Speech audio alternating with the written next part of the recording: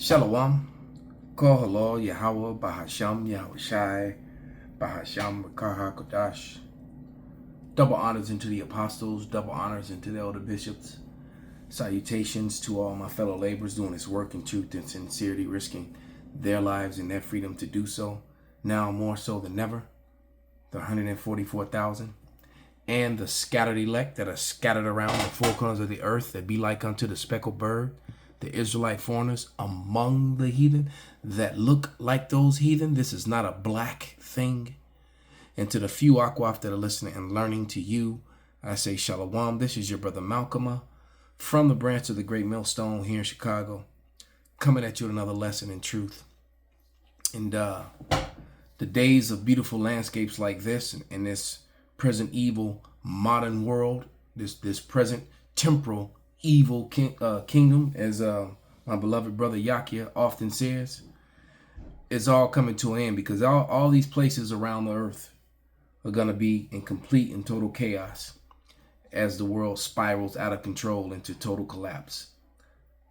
And in the spirit of the lesson that we were doing yesterday, with all the recent events that has taken place globally, you know, that glitch that was taking place globally, which is looking more suspect by the day. The explanations for it, like everything else, nothing adds up.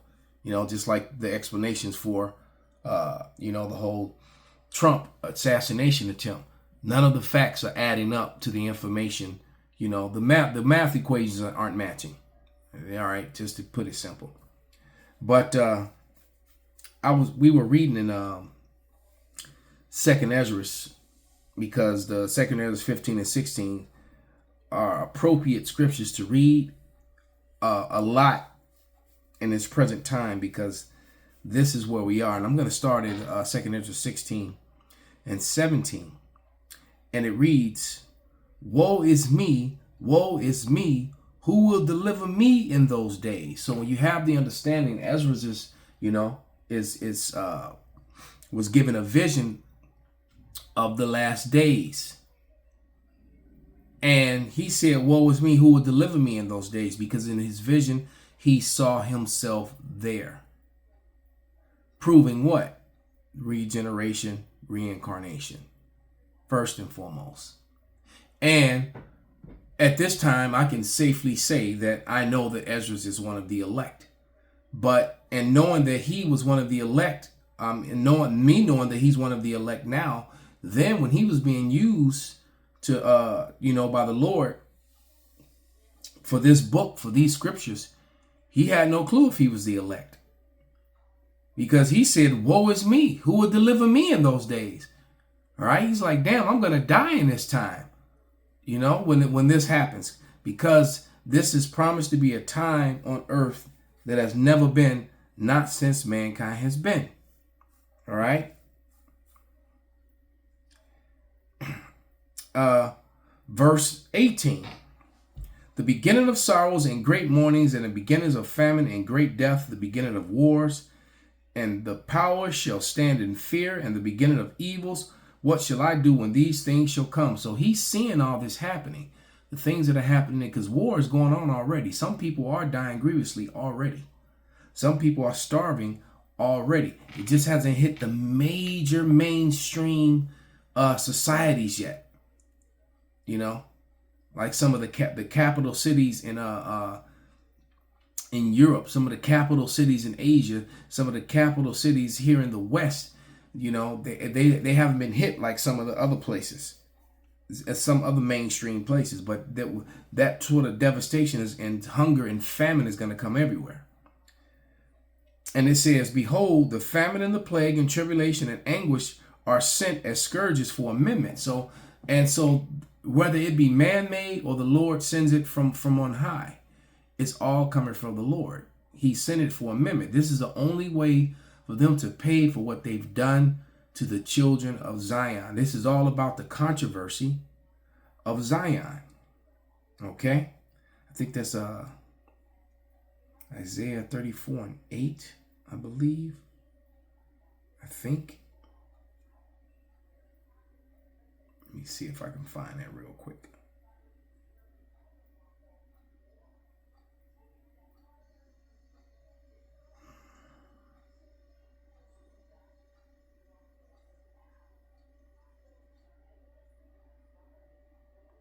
Yep, Isaiah 34:8. And it reads, "For this is the day of Yahweh's vengeance, and the year of recompenses for the controversy of Zion." All right? So for the payment for all that has been done to the Lord's people, these plagues are coming upon the whole world. All right? Because we got scattered to all nations, and all nations have benefited from the sufferings of the Israelites, both northern and southern kingdom. All right? Both northern and southern kingdom, and the black Israelite only, those people and their folly. The slave trade did not begin with the kingdom of Judah in 1619. The slave trade began when Christopher Columbus landed in the Americas and immediately started enslaving the northern kingdom, who had come here as prophesied, as it tells you in the Bible, and even in other books and information it tells you. And it also, and most of the scholars and a lot of the rabbis in the Jewish almanacs identified America as Azareth, all right, which is the other land. America is the uttermost part of the earth from the land of Israel in that region. The uttermost part of the earth is the Americas, all right, and that's where the northern kingdom went to, which is what makes Jeremiah 50 and 33 absolute, because the place where they end up serving slavery together in some cases was right here in the West. Jeremiah 50 and 33 reads, let me find it real quick.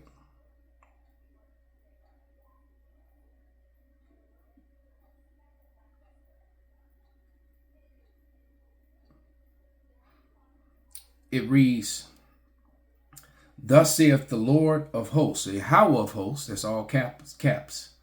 "The children of Israel," that's the northern kingdom, "and the children of Judah," those are the people in Negro land that got snatched out of Western Africa, out of Benin and all those places, all right, "were oppressed together, and all that took them captives held them fast. They refused to let them go."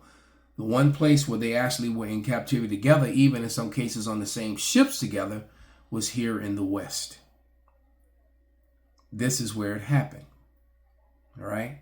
Mostly by Ashkenazi slavers. They were the biggest slavers, though they like to deny it and speak as if they had nothing to do with it, which is also how you know that there's no way that they could be the people. Because, Deuteronomy 28 chapter, and especially 68, is very clear. Let's get it. I mentioned it. I might as well get it. This never happened to the Ashkenazi, but it did happen to the both the northern and southern kingdom. All right, and it reads, Deuteronomy 28:68, "And Yahweh shall bring thee into Egypt again with ships." Egypt meaning a house of bondage. All right, into that captivity again with ships. So you can't own the ships and be the people on the ships going into slavery. So the Ashkenazi are frauds. They're not even Ashkenazi. They're Edom. See, that's another thing. They're not even they're not Japhet. It says, "By the whereof I spake unto thee, thou shalt see it no more again." The it was the land of Israel. "And there you shall be sold unto your enemies for bondmen and bondwomen, and no man shall buy you." All right. And now we've come to the time where the Lord is beginning to visit the world which he made for the controversy of Zion. So I want to pull up this video. They keep deleting stuff.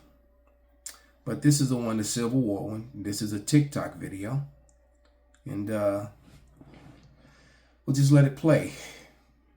It's a communication blackout, complete blackout in Bangladesh. The banks are closed. You cannot get your money. It is hot. The government has a curfew on the people over there in Bangladesh because there is a civil war.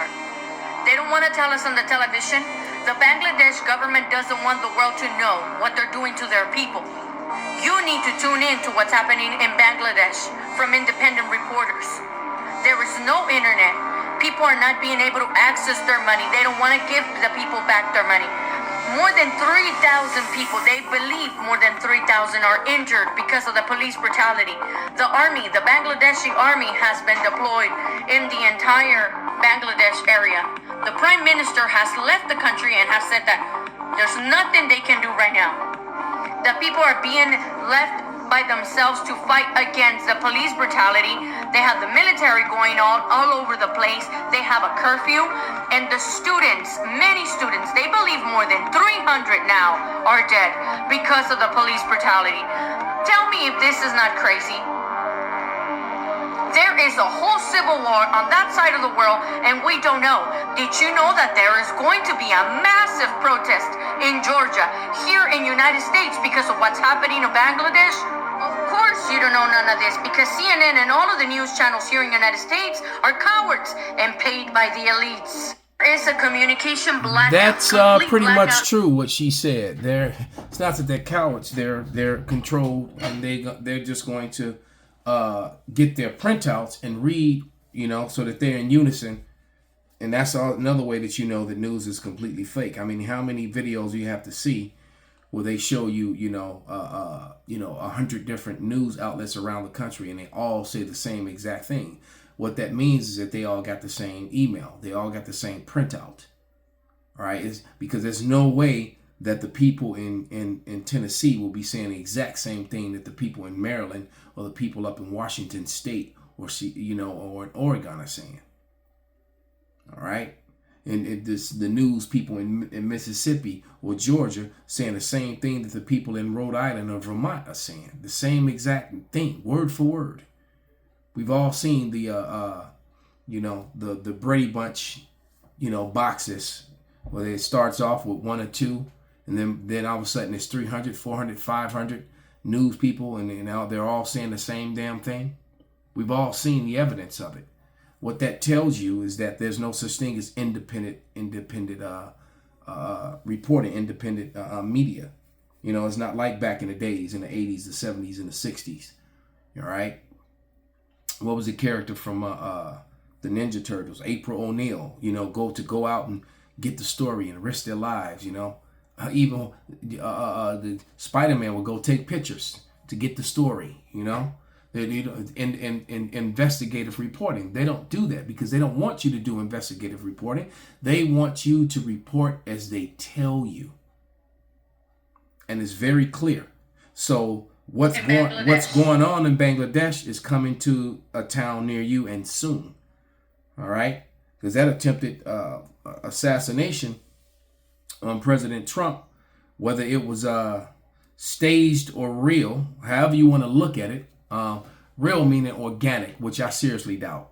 Okay, was the bullets real? Was the death real? Yeah, we're not saying, no one's saying that didn't happen.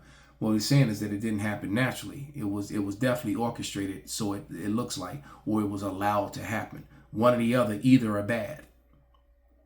All right. And the people know that, the world knows that, and the people already don't trust their government. All right. And now, with the and I doubt if there's going to be an election. I think they're either going to try to kill Trump, because there's no way that Kamala Harris, every black woman on the planet, can give her $1 million. There's no way she can, all the money in the world wouldn't help her win. There's not a person on the planet right now that can run for American president at this given time and actually beat Donald Trump. It's not going to happen. All right. He could go, be on the stage in his jail, with the old black and white stripes like in the olden days, with the ball and chain. All right. He's going to be a felon in the White House. All right. And I doubt if they're going to allow it to happen, because they know he's going to win. And secondly, these good old boys here in America, they're not going to let a bare wench run the thing. And she's not black anyway for these stupid ass black people, so-called black people. All right. There's no such thing as black. All right. They're actually brown in complexion. But she's Elamite. She's not even your people. Same as Barack Obama. Barack Obama was a Hamite. All right. Everybody dark's not the same thing. The mother does not contribute to race. All right. The mother contributes to looks and hair color and eye color and that whole sort of thing. She does not contribute to the bloodline at all. The mother has zero to do with the bloodline. Zero. All right. And both Barack Obama and Kamala Harris are both heathen, from heathen nations. All right. So now that we read that, we're going to go back into the scripture. We're going to go back to, now that we heard that video, we're going to go back to 2nd Ezra, where, Ezra was spazzing out when he was seeing the death and destruction, trying to figure out how the hell am I going to get out of this? All right. He was like, oh, woe is me. Woe is me. 2nd Ezra 16 and 19. Behold, famine and plague and tribulation and anguish are sent as scourges for a moment. But for all these things, they shall not turn from their wickedness, nor be always mindful of the scourges. Behold, the victuals, because that's what people are still doing drugs. People still committing adultery. All right. Israelite women are still lying down with heathen men and having tear babies. Okay. Israelite men are still running up in other men's wives. All right. Wearing their hair past their shoulders, getting unclean locks in their hair. All right. When the Bible talks about a lock, it's talking about a braid, a plait. When you braid hair together, a plait. Even in the country, or even some of the natives, they refer to braided hair as plaited hair. All right. That's what a lock, Samson had 7 locks, 7 braids, not them filthy, heathenistic dreadlocks that are dirty in the middle. You can't clean them. Those were Hamite custom. Matter of fact, I don't even think it was the Hamites that started it. If I'm not mistaken, I think it was Elam that started that custom. All right. So that's not an Israelite custom at all. Behold, the victuals shall be so good cheap upon the earth, and they shall think themselves to be in good case. Even then, evil shall grow upon the earth, sword, famine, and great confusion. Because they're definitely going to say them peace and safety. They're going to try to drop the prices, and I believe all that part has happened because prices are starting to skyrocket now. All right. Even more so. It says, for many of them that dwell on earth shall perish of famine, and the other that escape the hunger shall the sword destroy. So you're going to escape famine because you're going to have something to eat. But then someone's going to kick in your door and put holes in you. Or literally stab you with a sword. Swords and knives are going to come back in a big way. All right? Because there's no better weapon for close up, All right, there's some places where you can't, where it's just a better option to use a blade than it is a gun, especially if you're trying to be quiet and not alert a lot of people. All right, because when you fire your gun, the other people with guns are coming because they're gonna fire theirs too. Verse 23: and the dead shall be cast out as dung, and there shall be no man to comfort them. For the earth shall be wasted and the city shall be cast down. So this pleasant little backdrop that's on my computer, the walls are going to be red with blood. The streets are going to have bodies in them because there's going to be no food. And all the people are going to turn on each other. And this is a vacation spot. The people built the little hotels on the hilltop, overlooking the cliff. All right. And it looks all peaceful. You got your little shops. But, it's, everything's going to go to hell, man. And there's no getting around this. Verse 24 says, there shall be no man left to till the earth and to sow it. The trees shall give fruit, and who shall gather them? Because you're going to have trees with fruit on them, but there's going to be no workers to get it because they're all dead or been forced to go and fight in the wars. The grapes shall ripen, and who shall tread them? Ain't no wine going to be being made, man. For all the places shall be desolate of men, so that one shall desire to see another and to hear his voice. For a city there shall be left 10, and 2 in the field, which shall hide themselves in the thick of the grove and the clefts of the rocks. People are going to be trying to hide, man, from all the death and destruction. Why? Because there's going to be marauders everywhere. Large groups of men coming to rape, rob, and steal, to take your food, your resources, your water, your women. Oh, you feminists, you independent women, boy, y'all about to get it. You're about to get equal rights and lefts up in this mother. It's coming. All right?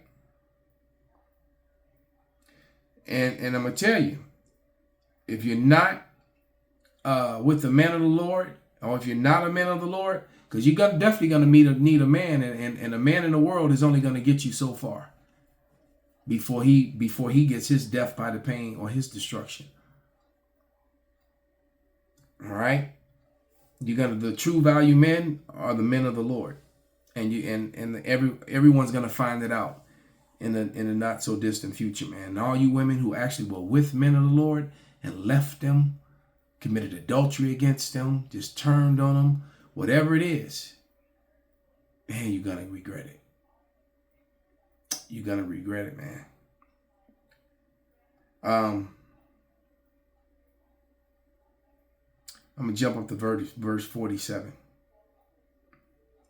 Behold, the plagues draw nigh, and are not slack, as when a woman with child in the 9th month bringeth forth her son, and there be 2 or 3 hours of her birth, great pains compass her womb, which pains, when the child cometh forth, they slack not a moment. And every woman that's had a child can tell you about, because, some women, it's rough for everybody for the most part, but some women have it easier than others, and some women have a really rough birth, and the average woman.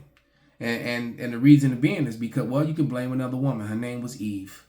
She's the reason why you go through that pain in childbearing now, because it wasn't supposed to be so. All right? You can blame another woman for that. As a matter of fact, you can blame women for a lot of things. All right? As a matter of fact, death came into the world. Through her, we all died. Through the woman. Like this, as the scripture said, the woman was in transgression. Not the man, not Adam, but Eve. Even so shall not the plagues be slack to come upon the earth, and the world shall mourn, and sorrow shall come upon it on every side. And there's going to be no way out of this. And people are going to find out real quick, all right, who the true men of the Lord with, and everyone's going to know that, because I guarantee you, man, you with some of these 501c3 camps, and all you women that flock to them, or have supported them, even though the scriptures have been proving them to be wrong over and over again. And what's happening with the Sakari, it's going to happen with ISUK and IUIC as well. The Lord is going to break up these 501c3 sellout camps. He's going to do it. And we've been warning the men, any men that's sincere, that that are among them, to come from among them, be a man and stand up and do the work of Yahweh Shai, and stop trying to please the bishop, Gehenna, the general. All right? There's nowhere in the scriptures where there's any commanding general. All right? Or Alazar. And he's, got young brothers out here covering up their heads and teaching with hats on, and, the whole t-shirt fringes thing. That's not our custom, man. All right. So let me grab one more scripture, man. Get ready to wrap this up. Let's go back to 2 Ezra 15. Yeah, the 2 Ezra 15 and 27. For behold, the plagues come upon the whole world, even and ye shall remain in them. For God shall not deliver you, because you have sinned against him. Behold, a horrible vision, and the appearance thereof from the east, where the nations of the dragon of Arabia shall come out many chariots, and the multitude of them shall be carried as the wind upon the earth, that all which hear them may fear and tremble. When you look at the amount of the Ishmaelites and the other Muslims that have come together because of what Bibi did, what Benjamin Milkowski did. His name is not Netanyahu, it's Milkowski. All right, with the genocide committed against those Gazans, against the Palestinians, and that action brought a great multitude of enemies against him, and he will not be able to turn that back. Also, the Carmenians, raging in wrath, shall go forth as a wild boar of the wood, and with great power they shall come and join the battle with them, and shall waste a portion of the land of the Assyrians. Wow. And you know, and them imposters over there got settlements all in Assyria, pushing out of the land of Israel into Syria. All right. So it's not gonna go well for them. And then shall the dragons have the upper hand and remember their nature. The Lord is telling you that they're going to win this battle. It's already written. All right. Bible Destruction Group removed the Apocrypha, but the Lord already sent it out, man. And then shall the dragons have the upper hand, remembering their nature, and if they shall turn themselves, conspiring together in a great power to persecute them. So there's no way out of this. Let's go back to 16 and we'll wrap up. One of my favorite scriptures, 2 Ezra 16:73. Then shall they be known who are my chosen, and they shall be tried as gold in the fire. We're going to go through this fire, but the Lord's going to bring his elect through it. And Yahweh Ratazat, we are among them. Call halal Yahweh Bahasham Yahweh Shai Bahasham Bakaha Kodash Kwam Yasharala Abad Babal.